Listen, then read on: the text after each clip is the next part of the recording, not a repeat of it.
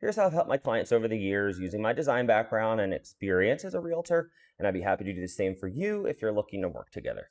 So first, let's talk new construction. You fall in love with the model because everybody always does. That's the point.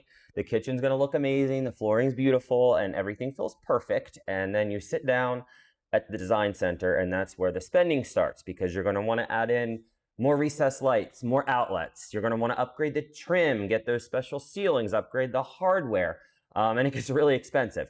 And I recently worked with clients who, of course, they love the model. They wanted that same look, but they had a budget like everybody else. So it's always important that we ask ourselves 10 years from now, what are the buyers going to notice? They're going to notice the kitchen, the flooring, the countertops, the primary bath. They're not counting the extra floor outlets you spent on. They're not walking through the house admiring the switch plates and your heavy duty garbage disposal and the built-in speakers that somehow nobody can ever figure out how to use. So let's spend money where people are going to notice it and where you're going to enjoy it. So get the extended lanai for sure, but you can epoxy the garage floors yourself. Get the chrome. You don't need the polished nickel. And just because the builder offers it doesn't mean that you need it, because they're going to deck that model out with everything because they want to sell you the upgrades. But I can get you the same look. I can help you save some money and spend it on the right things. So now let's talk about remodeling for resale, where a few years ago I had some clients come to me. They were going to retire in a few years, but their house was dated and they wanted to upgrade it so they could enjoy it, but also so that it would appeal to buyers when they wanted to sell it.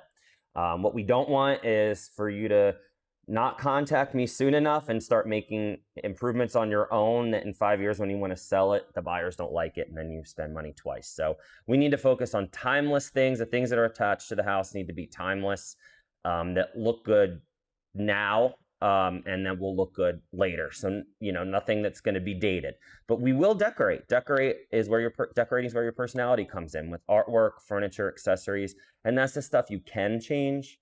The permanent things, keep them timeless. It's cheaper and smarter, and it's going to pay off in the end. All right, now let's talk about staging. And let me tell you, so staging isn't about decorating, it's about presentation, literally like something on a stage that you look at, whereas decorating is personal, but staging is strategic.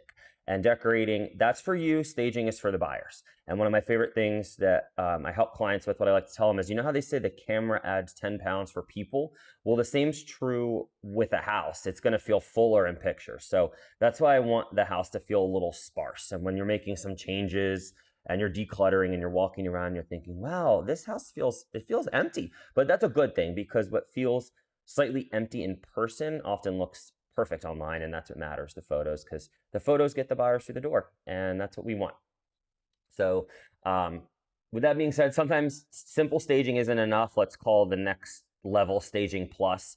So had a house with honey oak cabinets, and there was nothing wrong with the cabinets. They were solid, but they dated the house, and we had the budget, and it made sense, so we painted them. And it wasn't like I was trying to spend my clients' money. It was just that I knew that doing that would attract the most amount of buyers, the biggest buyer pool. And then their carpet was totally toast, and there was no way to clean it, which I would have started with. So we replaced it, but not going crazy.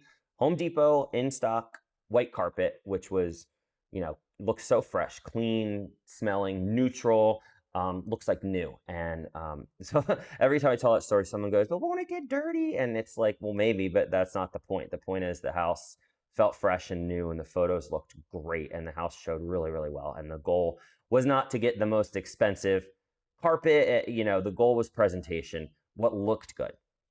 So now let's talk about buyers when they need to help visualizing a house. They walk in and immediately they don't like the paint.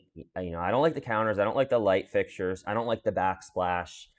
Okay, no problem. Those things can be changed, and I'll help you visualize it, and I'll pull up images of how things could be, and then they look and they say, oh, I get it. I see that now. And then we talk about the important things that you can't change: location, the lot, the floor plan, the natural light, the view. Those things really matter. We can't change them. And truly, some of the best purchases my clients made were homes like that other buyers ignored because either they or their agent couldn't help them visualize. And those houses you typically get a better deal on. So in the end, having an agent like me with the design background that melds with my real estate experience, it gives you an edge because you'll be making better decisions, know where to spend your money and where not to, and avoid those expensive mistakes. And this is whether you're building, renovating, staging, buying. So that's where design and real estate come together, one of my specialties. I'm very passionate about providing that extra level of service to my clients. So if you're thinking about buying, selling, building, renovating, and this resonates with you, please get in touch with me. I'd be glad to work together.